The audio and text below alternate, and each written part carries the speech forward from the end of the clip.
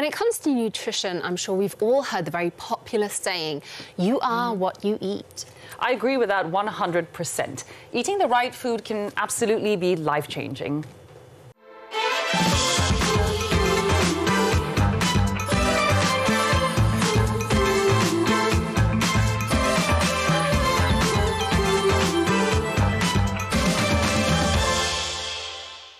Hello and welcome to Season 3 of Women Talk, and today we're going to be speaking about a subject that I absolutely love: health, wellness, nutrition, taking care of your body, and I think this is such an important thing to be able to get right in your life. My name is Zoraya. And I'm Deborah, and we're going to be talking about superfoods today. Lots of goodness. And given that so many of us are more motivated about living healthier lifestyles today, we want to unpack this concept of superfoods. What is the definition of a superfood? Yeah. And I think we have them in our own back garden. We do, actually. I just found out that rambutan is actually a very important superfood, exactly, and we have that literally growing in our backyard. Exactly. But here to talk a little bit more about the subject of superfoods, we have two fantastic guests joining us. Randall Wong, CEO of Shake Easy Bar, which is a smoothie bar that focuses on nutrition-based smoothies. Yes, absolutely. Correct. And we have Diane Chia, founder of Livin, a healthy product brand. Thank you guys for being with us today. Thank you for having us. So jumping right into the conversation, we're talking about superfoods, right? And it's become this really hyped up word, concept over the past few years. But let's define it. What makes a food super, and why are some foods more super than others? I think super doesn't mean that we're going to become Superman or superhero once we consume it. No, unfortunately, it's just a word coined by marketeers, so it sounds more sexy. Actually, we've been having superfood all along. Exactly. I mean, if rambutan is a superfood, that's literally just fruits. And then also, if you go and look up what is a superfood, I mean, you get lists and lists of different things. So actually, what is a superfood? I mean, Diane, in your opinion, what are superfoods to you? I think it's similar to what Randall was saying. It's not necessarily anything that's specific, but there are certain types of food that are, very nutritious in a certain way. So say berries, for example, are very high in antioxidants. Or if you look at fish, it's also a superfood, really high in omega-3s. So I think it's about what your body needs and choosing the right foods to help you with that, with getting what you need. Help us function better. Yeah, exactly. Well, it's funny because I was reading this article a while back, and we started talking about blueberries and bananas, and this was way back in the 70s when they said, oh, they're really full of vitamin C and really good for you, before we use the word superfoods anyway. So it actually is a lot of the foods that are around us that we already eat, but we perhaps don't know their nutritional value. Or we're not eating them in the right way. Yeah, because there is also this little situation that you can get into where you think, oh, I'll just eat really badly in my diet, but then I'll eat one superfood every single day, and then that will replace. I mean, from grandmother's time, when they cook, or mom's cooking, they're really cooking quite balanced meal. Exactly. In every dish at home, you always find vegetables. A portion of veg, a portion of protein, and tofu. All these are superfoods. Exactly. Really help us in balanced category of different kind of vitamins, minerals, and all the carbs and proteins. But that's a reality, right? Today, look at the average person, what they have for breakfast, right? That's a good example. They say breakfast is the most important meal of the day. That's how you start the day, and you see what's on that plate. Roti canai, lots of carbs, lots of oil. One bun. Not a balanced meal, right? So that's, we say we can just get what we need from the food that we eat, but that's not really happening in today's day and age, right? No, because I open Shake Easy Bar very early, right? 8 a.m. So I arrive work at about 7-ish. So at about 7 a.m., I see lots of people sitting at the mamak eating the roti canai and with teh tarik. So I was wondering, why on earth are we all, once you open our eyes from sleeping, the first thing to consume, to ingest is sugars and starch. Exactly. Yes, and that's a big issue. I think, like you said, having a really nutritional, sort of rainbow plate is really, really important. So, for breakfast as well, you want to have all types of fruits, all types of maybe supplements, put them in, chia seeds, things like that. And also, when you eat, you want, all the different components to complete that meal, not be really focused on one specific type of carbohydrate. I mean, that's what they say as well, right? Eat the rainbow, which just means get an abundance of different things into your diet, because really all of these foods are going to build the enzymes within your digestive system, help you nurture the way that your body needs different vitamins, different minerals, and you're not going to get that from one thing specifically. I mean, rambutan might be a superfood, but if you eat it every day... But how many rambutans? Exactly. Like this much? And if you're only eating rambutan, is that a balanced meal? Will it still be a superfood after a month of only eating rambutan? Possibly not. No. But probably not. But don't try. I won't try. High in sugar as well. They'll say they'll say you're heaty or cooling or something like that. Yes. But there are many ways of ingesting nutrition, right? So you've got, obviously, like we said, your rainbow plate. That would probably be like the most obvious one. And then you have the world of supplements and other types of consumables, right? For you, Randall, you decided to go down a smoothie route. Yeah. And then for you, Diane, it's like a powdered supplement, right? Why smoothies? Why smoothies? I mean, they are quite yummy. Because it's all about catering to the urban essential. Why urban? Urban people now are so busy in meeting deadlines. Back-to-back meetings, Zoom meetings, even though now back to work now, is still focused on a lot of meetings, no time to eat. So they rather sacrifice their lunchtime for work. Yeah. So they work, just forget about how to take care of themselves. So sooner or later, they just experience different kind of inflammation. It's very well known now. Yeah. Inflammation can be many different types of it. It can be your joint pain, can be rashes. Sometimes or suddenly you have allergic to this and that, suddenly all of a sudden. And you don't know what it is. So all these are signs of inflammation. So I do this purely to cater to this demographic, the urban people who is too busy to eat and rather sacrifice for work to have this real fast food rather than call the burger fast food, for example, right? But I think the point is that, you know, living a healthier lifestyle, eating superfoods, like what you guys are doing with your businesses, it's a journey for all of us. And I want to ask you guys a little bit more about your journey, but we're going to take a quick break. We'll see you after this.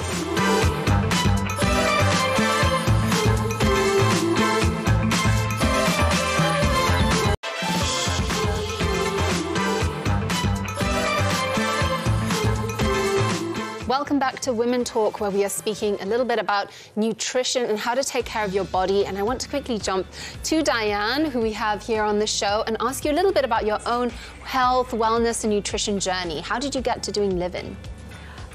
So for me, I think I grew up in a household where health and like taking nutrition seriously was quite evident. And we grew up eating, you know, not having any sodas in the fridge, eating a lot of vegetables. Every Friday was like a vegetarian meal. Oh, wow. But yet, with that, you know, and that's also very much influenced by my mum. She ended up passing away quite early on from cancer. So it made me sort of think, okay, we've grown up being really, really healthy, being pretty health conscious, I think, a lot more than other people, and yet she fell sick, you know? So I think after that I realized, you know, what is it? What are the causes? Like, what are the things that we're missing? And I think that's when I started my journey to be a lot healthier in terms of just, you know, even fitness, mindfulness, and then eating the right foods, you know, supplementing wherever you need, and things like that. And that's how I sort of dived into it. And then I think in terms of live-in, the reason why I, you know, wanted to create something that was an easy one-stop shop thing is basically because I was supplementing with too much. You sometimes think, oh my gosh, everything's a superfood, everything's so amazing, and you just add, and actually your body can't consume all of it and actually reap the benefits of it. And so that's when we formulated something that has, you know, 28 whole food ingredients, all, you know, naturally sourced, a lot of organic super greens, things like that, and all in one sachet. So that it's just with a tear, put some cold water, and you're good to go. Amazing. That's your veg and fruit intake. Almost for the day? Almost for the day. I would never encourage people to not consume whole foods and eat it properly. Yes, I think the rainbow plate is very important. But I think, as Randall highlighted, we're very busy people. Yes, often prioritizing other things over our health. And so supplementing can really assist with that. Yeah, and you know, there's been a lot of talk about superfoods having these, as you said it earlier, it's not, you're not a superhuman, you're not going to become Superman, but having these super qualities, right? And there's some truth to that. But then we talk about them healing and curing disease and illness. And is that overhyped? I feel it's not overhyped. It's scientifically proven. So because nowadays we eat mindfully, like what Diane mentioned just now. Mindful eating helps us to know what we eat and how are we going to prolong our life to minimize diseases. We all want to grow old. We will grow old eventually, right? So do you want to grow old in a wheelchair or grow old, still able to travel and climb? Quality of and life. jump and crawl, for example. That's very good, very important to know, and important phase for us to experience later. Yeah, no, that's so true. And I really think there is something as well to understanding that the food that grows around you is what's going to be giving you the nutrients that you need for the environment that you're around. And I'm a huge advocate of eating from the food that you find around you. And we are so lucky that we live in Malaysia because we have an abundance of amazing fruits, vegetables, and things that now the West are taking and saying, wow, this is the new They made it very cool. superfood. And we have it literally just growing all around us. I think that's why, like, doing smoothies and stuff. What was your journey like to discovering wellness? But writing on the question just now, I was always wondering whenever I go to the supermarket, whenever I see avocados around, why are we buying Australian avocados from Australia? Australia? Why are they so expensive? Exactly. 9 ringgit for an avocado. Exactly. It's like gold. Exactly. Right? And my personal journey is very similar to Diane. It's also very much impacted from my immediate family. My father died when he was really, really young, 6 years old, due to heart failure. And my grandfather also died really young, age 60. So that gave me an impact that I do not want to live like that. And now I'm 53, I got 7 more years to go. So I promised myself to live more than the beyond 60. Of course. Yeah, to enjoy my life further. So that's my purpose. And when I was younger, in my 20s and 30s, when I was into fitness, into eating healthy, it's all about vanity. Yeah. So that's my personal journey and that's my purpose. And I hope now I'm using this as a reason to help people realize. Yeah, it's people super know, important. People know, I believe all of us know, but just do not know how to apply and how to kickstart, like from supplement point of view, and also why we need to take liquid nutrition, for example. The superfoods that exist in our own back garden. So what are some examples in Malaysia? Turmeric, Turmeric, and then ginger. moringa, Moringa. pagaga, the Malay food, ulam raja, is super antioxidant. Pagaga. And also kale. Oh, wow. Oh, wow. Okay, Kale from I don't know where that came from. Kale from Cameron Highlands. What else? This own back garden. This is superfood. I threw this into my smoothies for extra antioxidant. Also, like to prevent cancer, right? On kale. Kale is what amazing. Are the properties? What are the health properties here in the kale? So many. Yeah. What else do you have in your? Now I'm like curious. Let's see what's What else is inside that? Do you just carry around a leaf of kale just to throw into your food? To show people that we have our own products. That's true. It's true. Not required to purchase Australian kale. Yes. There's actually a word for that. It's like, I think it's called locavore. So a locavore is someone who eats products, fresh produce that's within like a whatever kilometer radius of where you live. So it's good for the environment, your carbon footprint. You're supporting small businesses and local businesses around you. So we have this called pasatani. Pasatani. That's the concept, right? But I mean, exactly what you were saying is, you know, eating from what's around you. And I think that not only does it help your body, it's actually also sustainable. So let's go to the break. And when we come back, we'll speak a little bit more about superfoods and sustainability.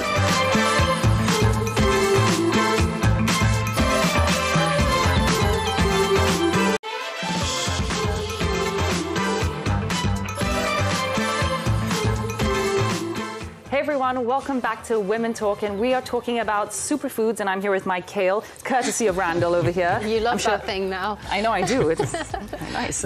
I'm sure you've got lots of other goodies in your pockets. Absolutely. Another one to show is this. Broccoli. I love broccoli. That is a good food. This little fellow here is part of the reason why there's levain, and that's why liquid nutrition. Because if you know, 50 years ago, during grandmother's time, the nutritional value of this is a lot more compared to now.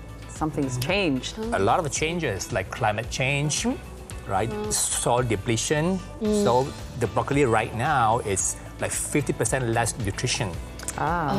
So you have to supplement. Correct. So while superfoods are taking the world by storm, I should put this down. Yes. While superfoods are taking the world by storm, the reality is we need to think, we need to bring things home a little. We need to think about what are the foods that are at our reach that are actually really good for us, that come from good farms, that we can actually be consuming right here. And that's sustainability. That's sustainable, supporting sustainable businesses, but also making sure that our whole country, the economy is sustainable, right? Because there is a worry that, like what happened with quinoa, for example, in South America, is that the foreign industry started buying up so much quinoa that the people of South America were no longer even able to buy it themselves. And this was a actual staple of their diet. So you want to make sure that that doesn't happen with the foods that we have around us as well. It's like hyping up all of these things into superfoods and these fad words, but then we actually take away from the locals being able to consume it themselves. And sometimes it hurts the environment as well. But so what is your journey? Because you're introducing your products to the market,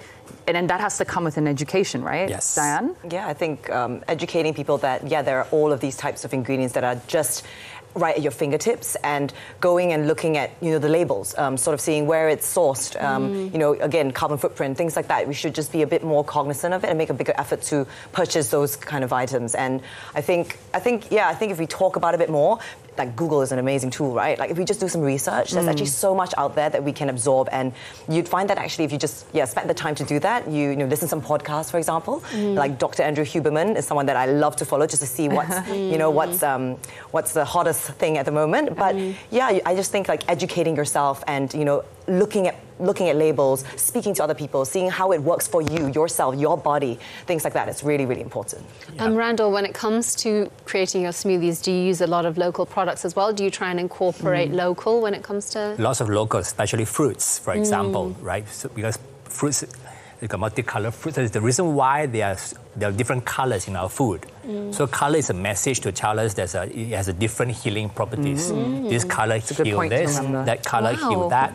For example, that's why Diane just mentioned it's a colorful plate. We have to eat colorful plates. So, for example, nanas, pineapple is great, right? That's why I call one of my smoothie name is gutsy nanas, as opposed to good pineapple. Gutsy. Love it. Yes, and also watermelon. Watermelon. Papaya and pisang.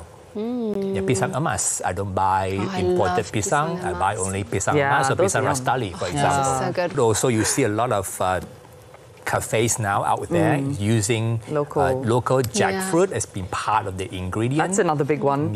So there's pulled jackfruit sandwich, for example, or jackfruit salad, for example. Apparently it tastes like chicken. You could try. They've been saying it's a meat alternative. Yes. Because it's got like a meaty texture, right? So it works well in like even in savory curries and dishes.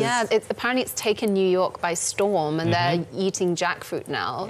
Reclaim our jackfruit, guys. It's ours. Let's, But I guess to all of you guys watching at home, it's an opportunity for you to like relook the food you eat. So when you have lunch, what's on your plate, right? Very often the average Malaysian has lots of nasi, and then you have your lauk, a little bit of vegetable, a little bit of meat. You've got to try to slowly change it up a little bit. Change that mindset. When you have nice, delicious dishes, the point is eat more dishes, not tambah nasi. Mix up, okay. Now the mindset is tambah nasi. When you see nice dishes, okay, let's have more rice to go with the dish. So instead of that, go more protein. Eat more chicken or fish or veg. And you'll find that it keeps you full longer as well. And then you're not craving for something else, maybe shortly, like an hour after. So I think it's just about eating the right kind of food and also being aware of how it's been cooked. So whether it's, refined, has refined sugar or, cooked in heaps of oil, like things like that. You just have to be more aware and choose the better options, because there's a lot, like jappan, like, you can just actually go and have a bit of that, and you have so many types of vegetables, legumes, tofu and egg, and you can have actually a lot, but then people choose, the really deep fried stuff. Since you talk about sugar. Oh my gosh, Randall, you still got more in there. Still coming. Do you feel there's a difference between biting this and as opposed to juicing it? 100%. Definitely. I think that's better, no? Which version is better? Biting it, I would say. Eating is a lot better.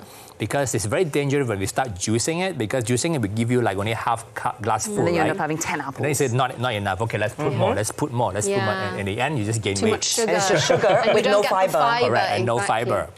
Yeah, this allows us to chill. We can practice our muscles here. Yes.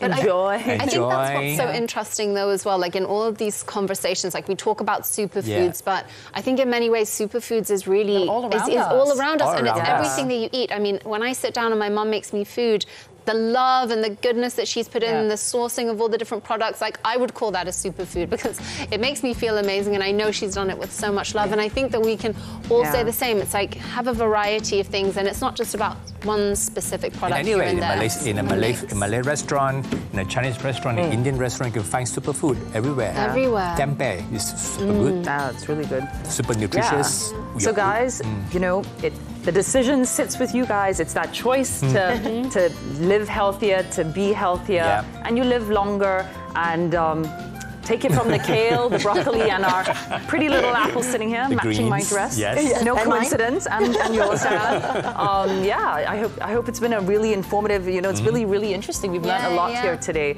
and I think the biggest lesson is like it's all here. It's in our back garden. It's right there. Thank you all so much for watching, and thank you very much to our two wonderful guests pleasure. for being with us today. I hope you guys have all learned a lot, and I hope you are able to take away some good practices for your own eating. But until the next one, take care. See you soon.